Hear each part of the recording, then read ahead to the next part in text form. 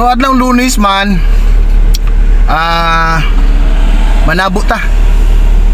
Kay commonly pag nakakadi sa probinsya manabo jud mi kada Lunes ka mao na schedule sa among tabo dinhi sa among probinsya sa Katibian sa Bohol. So mo ato ta og merkado. Kay manan-aw ta og kilawon, preskong isda, og preskong karne nga inihaw no. So shout out ninyo tanan diha sa merkado. So balik ko ninyo. Let's go. Few moments later. So laktod nga pagka-istorya mga higala, niabot kita sa merkado, nagtanaw-tanaw ta dire sa mga buwad, tinabal, ginamos, guban pa, kay lagi lamian man kini usab simpre.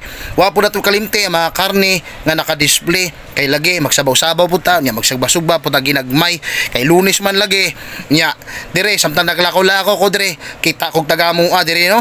Nga nabo po dire sa merkado ba. Asus tilan, daghang kaila dire nakitaan dire, para ni Marvin Lapinya. Oh, nakita sa daho. Ahong iyaan, ahong mga kaila, labi na gyud si Tia Asana nga ahong iyaan nga usa ka sinaligan sa barangay Baang. So shout out sa tanang taga Baang diha. Ug daghang salamat sa imong pagtan-aw. Palihog na lang po kog share ug comment. Another day, another regal POV.